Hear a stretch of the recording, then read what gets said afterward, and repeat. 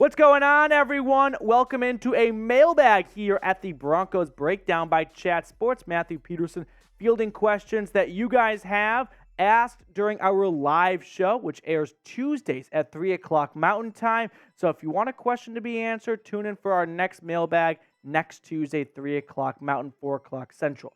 So our first question comes in via Super Chat from Ronald Putnam. We definitely need to consider more edge rushers on a one-year deal. If we can get Lance for a third round, go for it. So we're talking about edge rushers, talking about getting Trey Lance. Let's start the edge rushers for a brief moment here. We can actually throw up Leonard Floyd's contract, and that's kind of a good blueprint of what a edge rusher one-year contract could look like for a Yannick Ngakoue, a Frank Clark, right? Someone who has gone unsigned, at least now at this moment while we do the show. So Leonard Floyd's contract with Buffalo, it's a one-year, $7 million deal. So for Denver, they can make that happen. They've got $10-ish million in cap space. I think this team could stand to add an extra edge rusher given the uncertainty around Randy Gregory's health. So I'm in on adding an edge rusher. As for Trey Lance, I'll keep it kind of short and sweet here. If it doesn't cost you too much, I think it's worth the flyer. Now, the debate is, what is too much? A first is too much. A second is too much. I'm not quite sure a third is too much. I think I'd be interested in a third because it's worth seeing if he could live up to that third overall pick status somewhere else. Thank you so much for the super chat. Next question coming in from Dimitri. Jonathan Cooper is way underrated. If it's me, I wouldn't sign anyone as a pass rusher because I'd like to get the younger guys going like Benito. So let's actually put up the 2022 stats from the top 4 pass rushers Denver has. I like Jonathan Cooper, 7th-round pick out of Ohio State, who I think has a good shot to be a contributor as far as 7th-rounders go. Is he going to be the difference maker on defense to help bring down the quarterback? Not quite all the way there on it. As for Nick Benito, he was more or less a redshirt freshman last year. 1.5 sacks, 1 tackle for loss, which, hey, Denver's had some other redshirt players like that before, and it's worked out okay. I'm not crazy optimistic about Nick Benito's future. Like, I just don't see him being even a 7 or 8 sack player. Like, I know that 10 sacks is kind of the benchmark, double digits. I'd like to see Benito at least get to 5 sacks this season. I think that's a good, goal for him to have. And for someone that doesn't really appear to be, super high up on the depth chart, right? Not even a starter on this team right now. I could see Nick Benito being more just a rotational player. Mountain Time, what's going on, dude? What offseason move is not getting enough attention?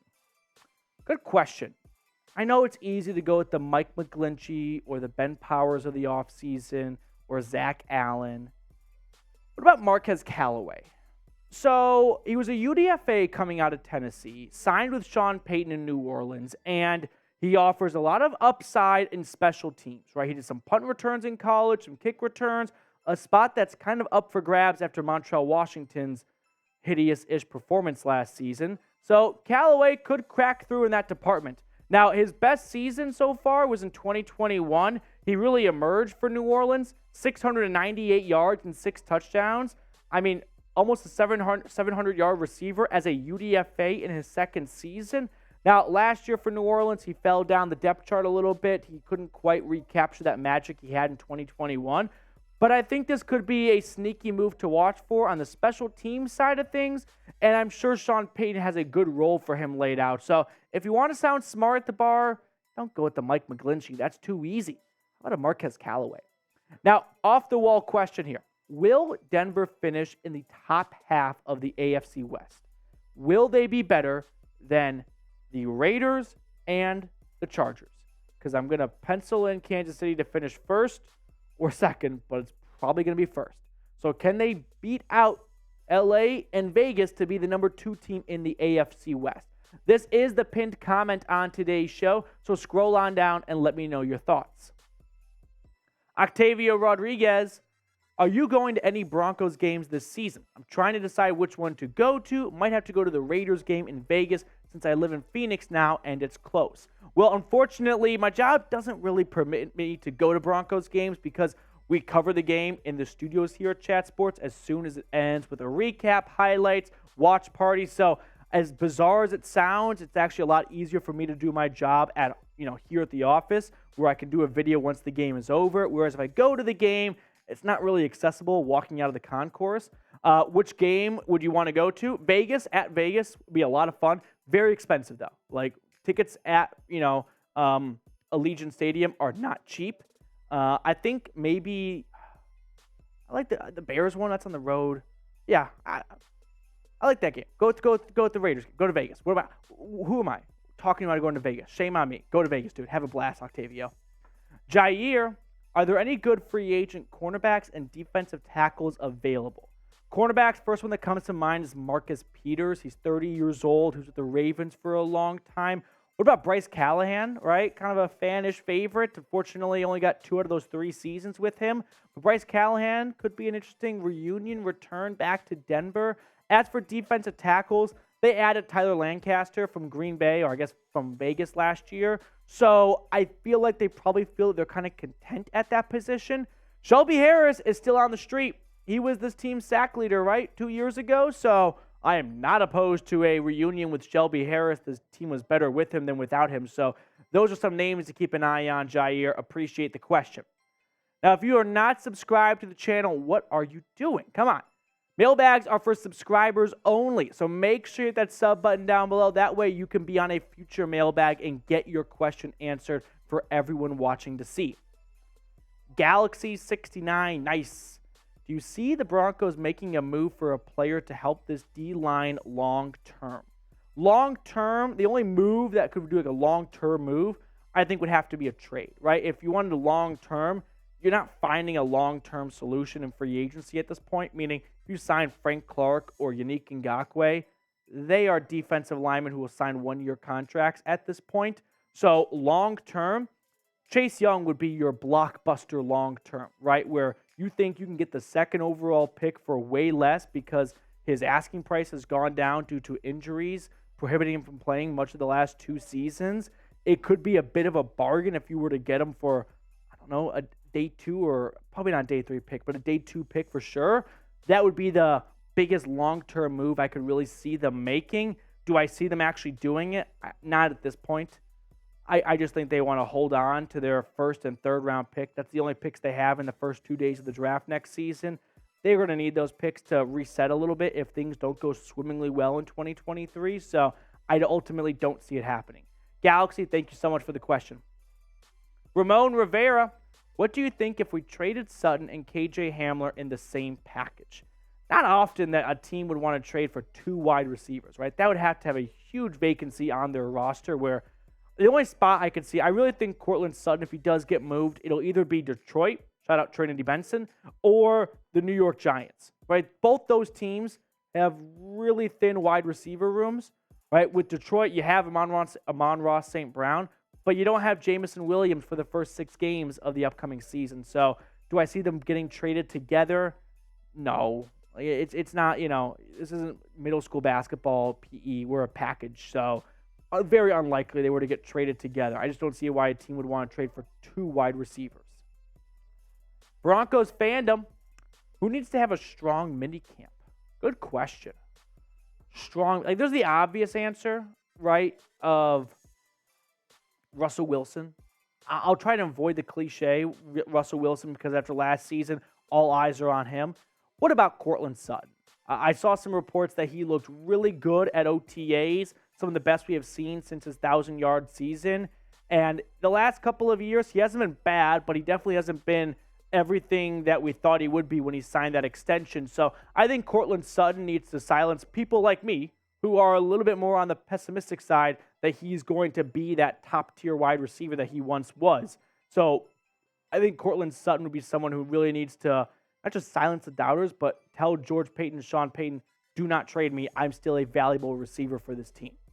So what do you guys think about this, though? Over or under 1,000 yards for Sutton this season? He was a 1,000-yard receiver in 2019. Just barely got over it. Has not been back to the top of the 1,000-yard mark since then, though. Over, you for under. I'm going to go with under. I think this team is going to run the ball a good amount of times. Plus, there's a lot of mouths to feed. Like, Greg Dulcich is going to be in for a bigger workload this season. You added Marvin Mims. You get Tim Patrick back. Jerry Jeudy is starting to really ascend. For me, I think Courtland Sutton might be an 800-yard, 5-touchdown receiver type player. Official Juan 400. How much would it cost to get Trey Lance? That is a very good question, Juan. I don't have a good answer for you. He was the 3rd overall pick in the draft. I don't think you're getting a first rounder for him anymore. You can see his stats over his career so far in the NFL, just 4 starts under his belt. I think Trey Lance probably gets like a Sam Darnold type trade. Remember, that was like a 2nd rounder, and then there was some conditional picks in there where depending on playing time and performance and whatnot, it could be bumped up. I think Trey Lance goes for something like that, where maybe it's a 2nd that could become a 1st if he meets certain playing time and other criteria, or maybe it's like a pair of 3rds that maybe one becomes a 2nd. I think it's going to be a trade that it won't just be a ham and cheese sandwich. There will be a lot of conditional things surrounding it that could elevate some picks or even keep them where they're at. So that's my best answer for you, Juan. Appreciate the question. Galaxy69, another time. What's going on, dude? What do you think about signing a guy on the... Oh, we already answered this question. Producer McCullough flushed behind the screens over there. That's okay. We got more questions here coming in from Kiko Del Rio. Who do you think is a breakout player on offense this year? Breakout player on offense. My rule for breakout players are they cannot be rookies. So you can't break out as a rookie. I think it's Greg Dulcich. I think Greg Dulcich could be a player who really builds off of a really, great stretch in the middle of the season last year. Once he came back from his hamstring injury, which caused him to miss the first 5 weeks, he is someone I think this year could be in line to be a popular target for Russell Wilson. I think Dulcich could be a 700-yard, 4-touchdown type tight end, which I think quantifies as a breakout player, maybe even 800 yards. So Greg Dulcich would be my pick for this question. Last question coming in from Ray Haas.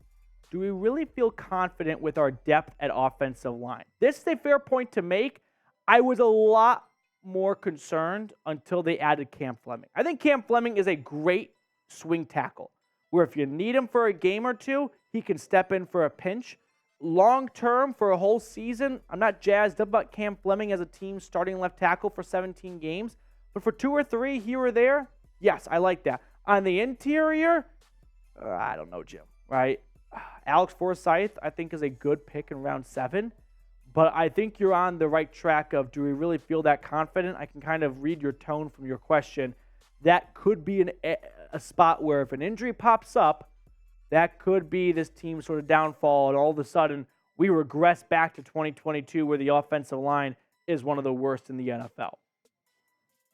Thank you all so much for tuning in to this mailbag edition of the show. If you have not subscribed, go ahead and do so. It's completely free, and you'll get yourself the best Broncos YouTube content all off season long.